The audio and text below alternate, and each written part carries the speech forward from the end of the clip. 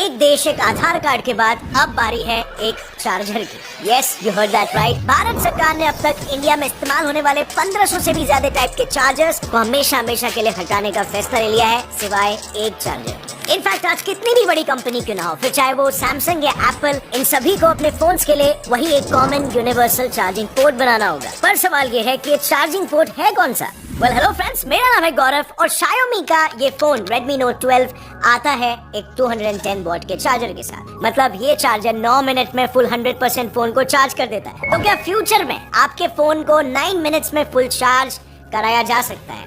Well, and the answer is no, क्योंकि Xiaomi तो India की लिस्ट में लास्ट है। इनफैक्ट इंडिया का one size fit all charger है USB Type-C चार्जर। वेल फ्रेंड्स, ये जानने के लिए सबसे पहले हमें समझना होगा कि कैसे इंडिया ने बड़े ही टैक्टफुली इन मोबाइल फोन कंपनीज के बड़े बड़े स्कैम से डील करने के लिए ये ऐतिहासिक डिसीजन लिया है। So as you all may know, 2020 में एप्पल ने अनाउंस किया था कि वो अब से आईफोन के साथ चार्जर्स को नहीं भेजेंगे, क्योंकि उनका कहना ये है कि इसके वजह से पैकेजिंग बॉक्स का साइज बढ़ जाता है, जो काफी एनवायरमेंटल डैमेज भी क्रिएट करता है। अब ये सुनते ही सैमसंग, Xiaomi जैसी कंपनीज ने तुरंत इस पॉइंट को उठाया और एप्पल का मजाक उड़ाते हुए ऐसे ट्वीट्स करना शुरू कर दिए। बेसिकली वो टॉन्ट करते हुए ये कह रहे थे कि कस्टमर्स को चिंता करने की कोई जरूरत नहीं है, क्योंकि आज भी उनके फोन के साथ उनका चार्जर मिलेगा। पर मजे की बात तो ये है कि इन कंपनीज को ऐसा लगा कि ऐसे टॉन्ट्स मार के हम एप्पल के कस्टमर्स को तोड़ पाएंगे और इसका असर एप्पल के कस्टमर बेस पर पड़ेगा। पर एक्चुअली में ऐसा हुआ नहीं। उल्टा इस मूव्स के बाद उनके सेल्स और भी बढ़ने लगे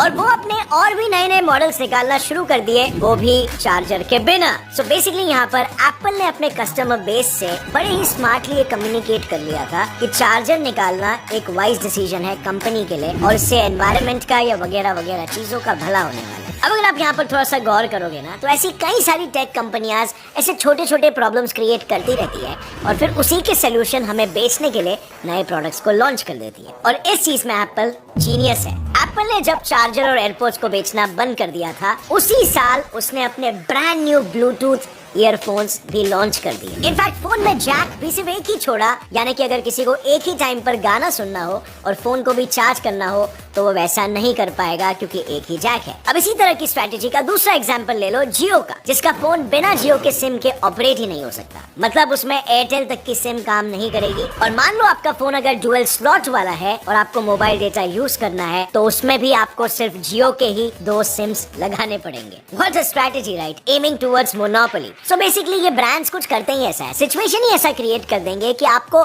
मजबूरन सिर्फ और सिर्फ इनके ही प्रोडक्ट्स खरीदने पड़ेंगे और डिपेंडेंसी क्रिएट करेंगे। तो चलो वापस आते हैं हमारे मेन मुद्दे पर। हम बात कर रहे थे चार्जर्स की। सो चार्जर्स के केस में ये कंपनीज सिंपली एक नॉक ऑन इफेक्ट क्रिएट करते हैं। अभी और नॉक ऑन इफेक्ट क्या होता है? देखो, कंपनीज तो हमें ये बताती है कि अगर एक इंसान एक न्यू फोन खरीदेगा तो वो उसके लिए अपना पुराना चार्जर यूज कर सकता है, राइट? उसे नए चार्जर खरीदने की जरूरत क्या है? बट एक्चुअली में ऐसा होता नहीं है, उसका उल्टा होता है। क्योंकि अक्सर पुराने चार्जर्स में ग्रेजुअली डैमेज होना शुरू हो जाता है, उसकी परफॉर्मेंस लो हो जाती है, स्लो स्पीड वगैरह, या सिंपली इंसान को ऐसा लगता है कि उसकी परफॉर्मेंस डिग्रेड हो रही है और कस्टमर भी यही सोचता है। और इसीलिए अब 65,000 के आईफोन 13 के साथ 2,000 रुपए का चार्जर और फिर 1,800 रुपए का USB-C आप खरीद ही लोगे। सो बेसिकली टैक्सेस और डिलीवरी मिला जुला कर मिनिमम से मिनिमम ये फोन उसको कितने का पड़ा? Well, 70,000 rupees.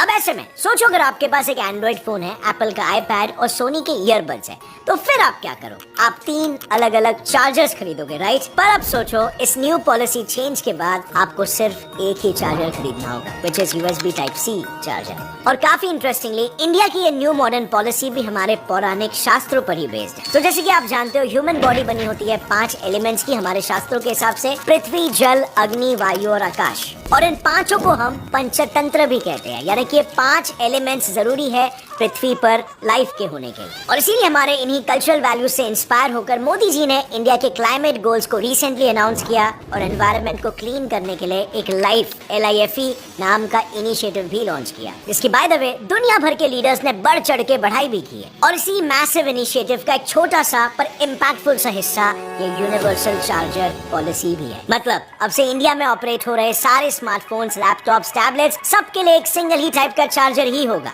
In fact eventually government तो कई लो कॉस्ट फीचर फोन्स यानी कि नोकिया माइक्रोमैक्स टाइप के बेसिक फोन्स के लिए भी इसी चार्जर को लाने का प्लान बना चुकी है। और इंडिया ही नहीं, रिसेंटली यूरोपियन यूनियन ने भी अपने ऑफिशियल प्रेस रिलीज में सभी smartphones, cameras, tablets, video game, speakers, earbuds जैसे मैन्युफैक्चरर्स को 2026 की डेडलाइन तक दे रही है अपने प्रोडक्ट्स को USB Type-C चार्जर कंपैटिबल बनाने की। पर फ्रेंड्स, अब आई एम श्योर आपके दिमाग में वो बात बैठ गई होगी कि Xiaomi 9 मिनट्स में चार्ज करने वाला MI चार्जर दे रहा है। तो जब दुनिया में टेक्नोलॉजी इतनी आगे बढ़ चुकी है तो इंडिया और EU दोनों ने Type-C चार्जर्स को ही क्यों चुना? वेल, इसका सिंपल 2 वर्ड्स आंसर है चाइनीज स्कैम्स। सो ये तो सबको पता है कि 2020 में जब सरकार ने 200 चाइनीज ऐप्स को बैन किया था, तब से ही हमारे सेंट्रल एजेंसीज जैसे ED, DRI, income tax department, ये सब दूसरे चाइनीज कंपनीज को भी काफी ज्यादा इन्वेस्टिगेट करने लगे। पर जो हमें नहीं पता है वो ये है कि इन इन्वेस्टिगेशंस में हमारे सेंट्रल एजेंसीज ने चाइनीज गवर्नमेंट और चाइनीज कंपनीज के बीच एक बहुत बड़ा नेक्सस रंगे हाथों पकड़ा है। हाल ही में ED ने Xiaomi इंडिया के बैंक अकाउंट को सीज करने के बाद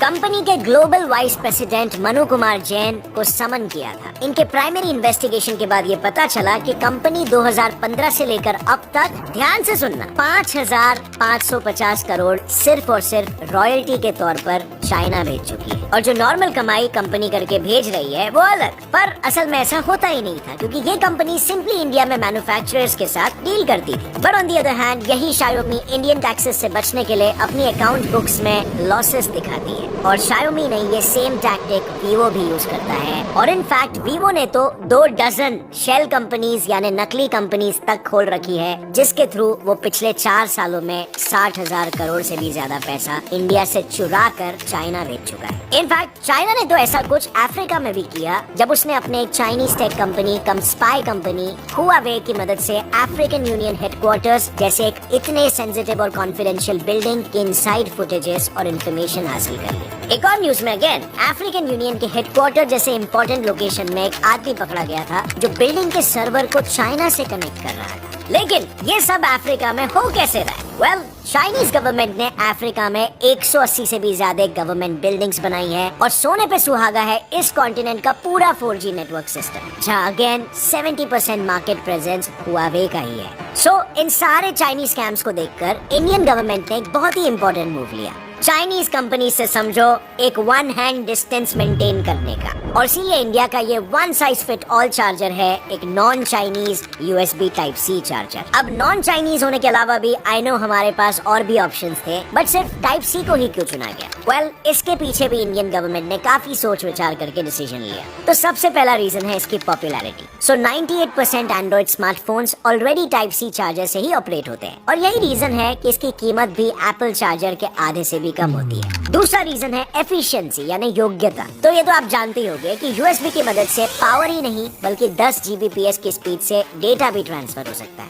और अब USB वीडियो सिग्नल्स को भी 8K रेजोल्यूशन में भेजने के लिए केपेबल है। नेक्स्ट रीजन है इसकी स्पीड। जो नॉर्मल आईफोन एप्पल चार्जर से 30 मिनट्स में सिर्फ 17% चार्ज होता है, वही सेम फोन USB Type-C से आधे घंटे में 50% चार्ज हो जाता है। बट फ्रेंड्स, अब आता है अगला इम्पोर्टेंट सवाल कि सरकार को भला क्या फर्क पड़ता है कि लोग अलग अलग चार्जर्स यूज करें या फिर स्लो चार्जर यूज करें? वेल, बहुत फर्क पड़ता है, क्योंकि